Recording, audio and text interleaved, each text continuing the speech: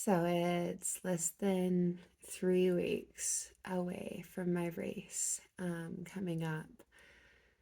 And I think it's totally possible to get pre race jitters way ahead of when you're actually supposed to start feeling them. So I'm officially getting nervous and a bunch of feelings and emotions from um, anything to feeling the need to prepare um, and pack. I definitely don't want to pack the week of my flight. I want to um, look at spacing and weight and know what I'm allowed to bring. Um, there's quite a few things that I want to bring, but I know that um, I just have to get organized and decide what my fuel is going to be. Um, I have to go and buy my gels and my electrolyte powder. Um, and because I'm in Canada, our Canada Post system right now is on strike, and all of our parcels and deliveries are on hold. And it's been about a month of that. So um, I have shoes that are supposed to be coming today. I'm not sure if I'll even get those. I ordered some new glasses because the ones that I'm wearing right now are super scratched.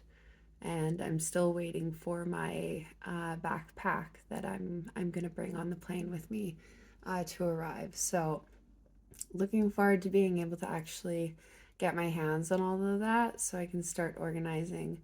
The one thing that's great though is that I won't need my running vest because I'll have everything at my station, at my tent.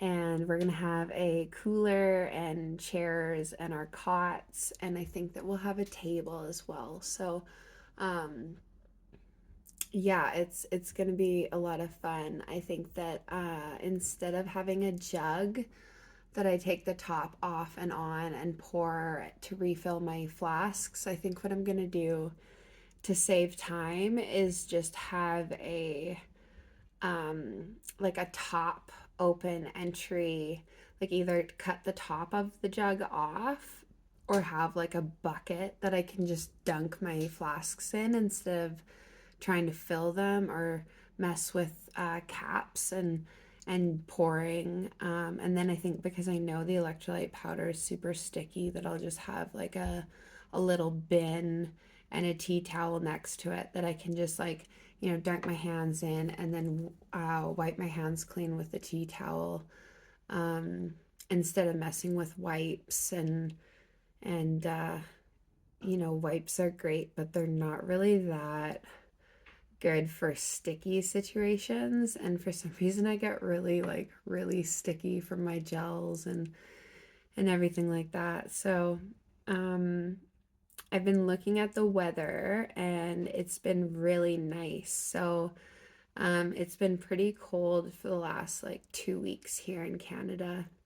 Um, until this week it started warming up, and I've been looking at the weather and it says that down in Arizona it's like 20 degrees during the day on average and around 8 degrees Celsius at night. So that's really awesome. That means like shorts during the day um, and just pants and a long sleeve at night when I'm running. So um, that's awesome because I've heard that it could be either rainy or like -2 overnight, which, um, that could be way colder.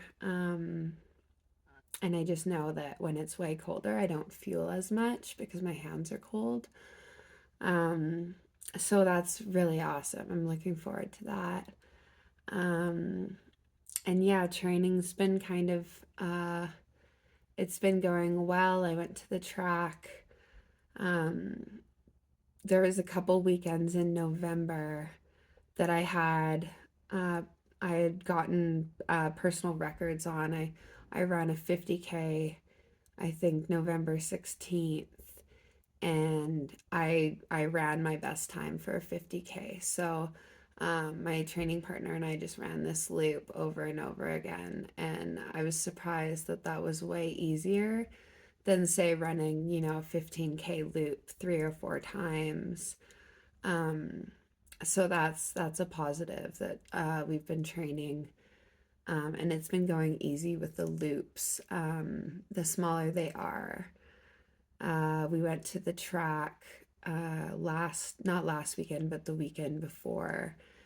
And oh no, it was last weekend. And we ran 30K inside on a track. And, um, I feel almost a little bit exhausted with work.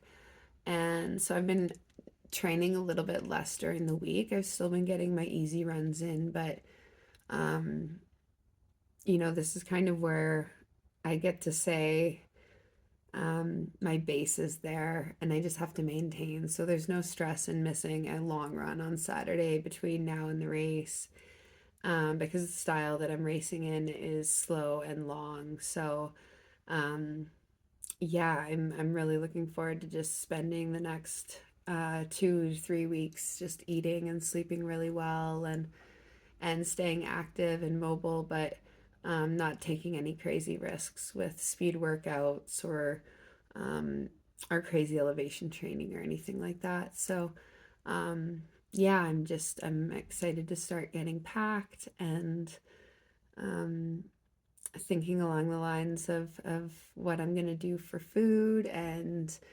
I'm probably gonna do, lots of avocados and bananas, and I'll probably get some cashews, and I'll probably end up getting some protein powder.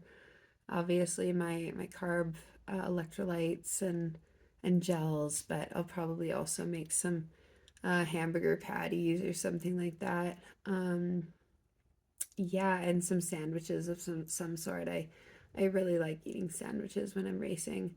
Um, and yeah, I'm probably going to be fueling way more than I have been. I've been doing some research about um, just uh, probably where my puzzle pieces have been lining up is in my nutrition, and having a race plan to being in zone 1 and 2 and fueling properly for that. But in accident, I'm actually in zone 3, 4 because I'm going a little bit faster than I'd planned to during my race, and um, so I think that in doing that, I'm burning way more calories per hour and not really thinking about that and ending up bonking way sooner and faster. So I'm gonna just fuel way more intensely, and I've been training my gut to be able to take more fluid and more calories while I'm running. So I've been like,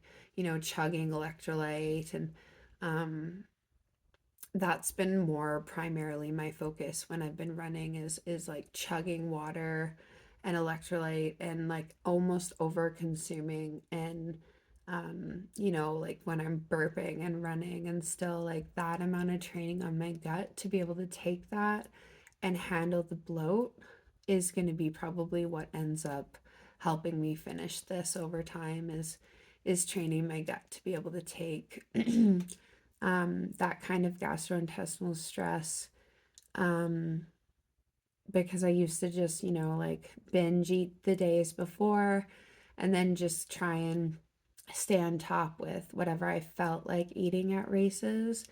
And it wasn't until I started, like force feeding myself, and forcing myself to chug some like high protein gainer shakes like every, 15 kilometers, um, that actually started improving my ability to handle the stress on my body for these long distances. So that's interesting that it's not necessarily about time on feet or mileage. It's actually about how your body can handle refueling and getting the glycogen that it needs during these races. So, yeah, definitely have a little bit different of a strategy this time with my training and my race strategy.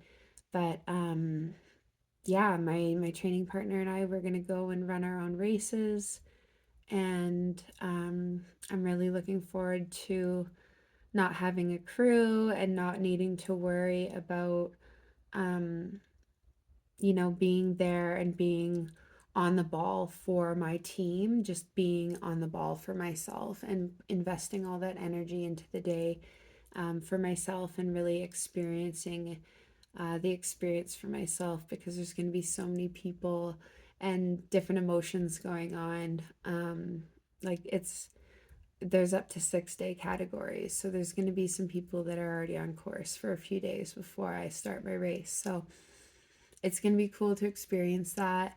And I'm looking forward to being a part of it and having some pretty cool experiences to come back and share with you guys. But um, yeah, I'm really looking forward to it.